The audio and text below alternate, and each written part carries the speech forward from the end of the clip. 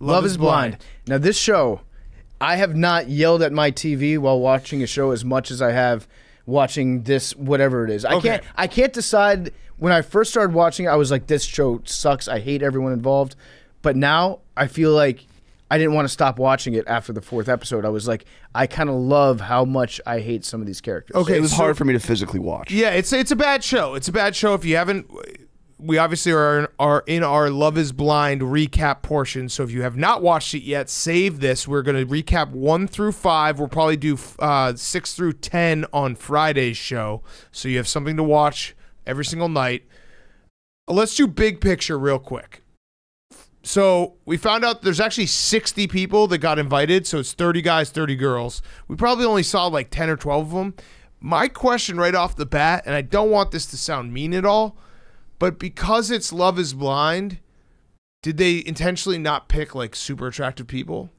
Because it was markedly, the attractiveness was way lower than your Bachelor, your Bachelorette, your Real World. Like, no, I don't. It's the first season of a new show. Yeah, exactly. So the production the Circle, company. there are other. I thought maybe they were like, who cares if they're not that attractive? No, they don't see I'm gonna throw a flag on that one because my first note was they should have had at least 2 very unattractive people. Well, I think they did. Very unattractive. I think you did. If you saw the 60. Oh, no, I didn't look at. I didn't look at all the 60. But no, I'm saying there was even some clips. Like we were joking, the 38-year-old dude who was like, "Are you an African American?" Yeah, that guy was whack. That was perhaps the most awkward thing I've ever seen on a dating show. They threw some dogs in there, but I just noticed right away. I wanted to see some like notably doggish people on there that would shock the person if they got picked. They were though. And they were. I'm not saying I'm a good-looking guy because I probably would be perfect for cast. Right. Nick Lachey acting like everyone just knows who he is. Yeah. And he's like, obviously, I'm Nick Lachey. I'm obviously Nick Lachey. And Nick Lachey, like, did he do anything in between episodes 1 and 4? He did nothing basically the entire time. They did, even. I watched the whole thing, but yeah, he does nothing the whole time. He popped back up. I'm Nick Lachey. Yeah, I'm Nick Lachey, and then reads a cue card. He popped back up episode 4. He's like, I'm Nick Lachey, and now we're here at this all-inclusive resort in Mexico. Now, that was obviously just an excuse for him to take a free vacation. How many people do you think they went down the list when they were looking for hosts before they got to the Lacheys? Well, he's your backup Joey Fatone. So he's the guy you call when Joey's like, no, I can't do it. That's the month that I'm hosting the March Madness thing with Impractical Jokers. Right. But they needed obviously a married couple here, and they were like, oh, let's look, like, was Ashley Simpson and her husband not available? I feel like that would have been good. Mm-hmm. So all right, so the show is patently ridiculous. Where should we like? I want to talk about Barnett. I hate him. He's a fuckboy. The very definition of fuckboy, and he's found his girl in Amber, who is the very definition of a hot mess. So you got a fuckboy and a hot mess, and those are 2 unstoppable forces that are just going to rub up against each other until they get into a fight. Right. So that relationship's not going to work, but they're going to have a hell of a time while they're in it. But his jokes that he had to introduce himself to everybody, they're like pre-dad jokes. Yes. Like he's going to be an excellent dad. I wrote them down. They were pretty bad. So when I think Jessica said, "What do you think about dogs in the bed?" and he replied, "I am one. I am one."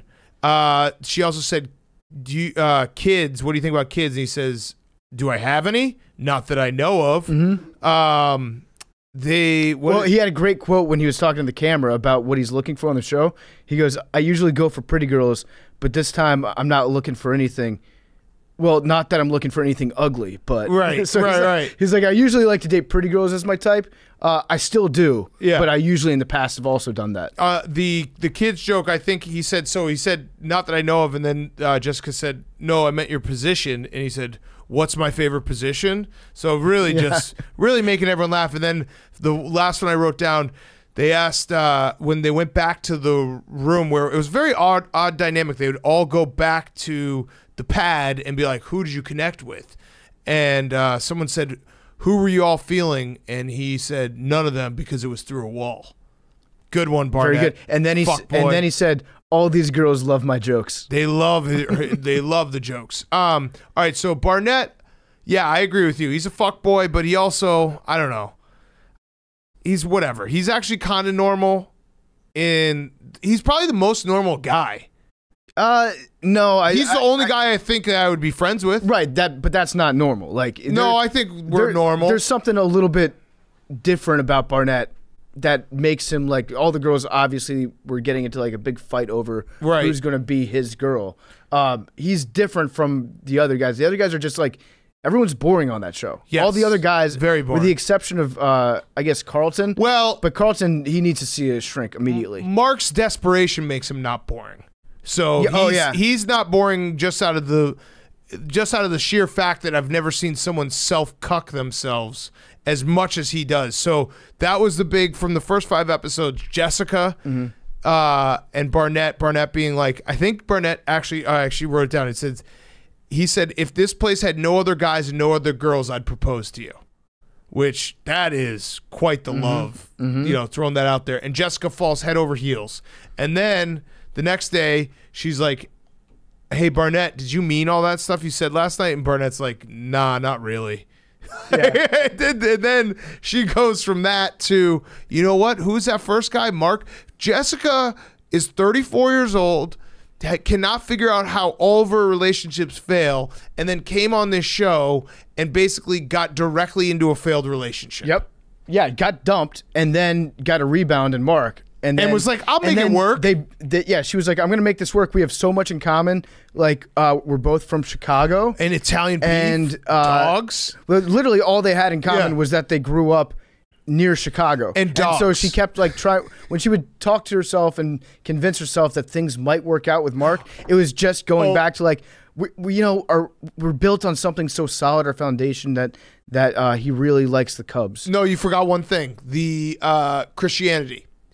When Mark explained his tattoo, it was like, yeah, I have a cross on my side, and I left the space open for my future kids. And she was like, oh my God, that is so romantic. She strikes like, me as somebody who said multiple times, like, I'm not religious, but I'm very spiritual. I want to raise my kids through the church. Yeah. But I don't go. Yeah, Mark is turning incel in front of our eyes. Yes. Mark he's a simp. He's a big time simp. He's having to negotiate for the relationship to keep going. Every single conversation, their entire relationship is just a series of important talks that they have to have with each other. And every time it's Mark being like, I'm here for you, and I'm still here, and I'm going to make this work. Are you going to make this work? And she's like, yeah, I guess so. And then she goes to the bathroom and fingers herself to think about Barnett. Yeah, and then Mark's like, hey, I've been thinking, like, if we're really going to get married, maybe at some point you should actually not be completely appalled by the look of me. Yeah. Like, and she's like, I don't know. It's just maybe we're working on physical. You know aspect. what? We're working on things. Like, you're my best friend. Right. Yeah. No, it was, he basically proposed to her. He said, will you do me the honor of putting me the fuck in your friend zone for life? Yes. I think she's even said, like, I think of him as like my best friend. Like, I love him. He's like a brother. Yeah. By the way, when he talked her into staying, I think it was episode 5. She was like about to break up with him again. He was like, will you be my teammate? Yes. She's like, yeah, we're teammates. Yes. He also had an all-time moment. And I just want to take a time out real quick and just say how sad I am. I just thought again about the bracket. And just the fact that we're talking about this when it's Selection Sunday. Okay, time back in. He had a moment. I wrote this down because Jessica gets dumped by Barnett and then goes back to Mark. And Mark says, Jessica's like, I'm not seeing him anymore about Barnett to Mark. And Mark says to the camera, my mom used to always tell me, if you love something, let it go. If it comes back, it was meant to be. First of all, that's a very, very common saying. But second of all, his mom had an AIM profile. Yeah, that's what he said. yeah. But second of all, you didn't let her go.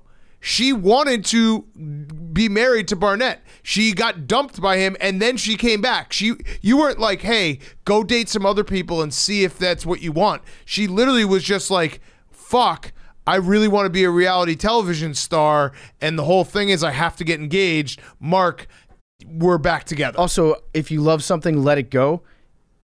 He spent like 2 days when she was gone. Yeah. There was like a 2-day window where he wasn't really talking to her that much. Yes. So that was his like big gesture of like letting her go out and find herself in the world right now. And then the instant that Barnett was like, no, I don't want to be with you, she just goes to him and cries to him about Barnett. And then he's like, I guess we're dating now. He just needs to jerk off. He really does need to weird. jerk off. And when they're talking about it, she's always like, I think that we should take it. I want to keep doing this show because I want to be a reality star and I'm 34 and have nothing going for me. I think she just wants to keep doing the show so that she can see Barnett once every 3 days and like try to fuck him. I plowed through all of them. I think I hate her. I hate her so wait, much. Did she I'm go? screaming at the did TV she go every back? time She she's go up to Barnett again when she was drunk?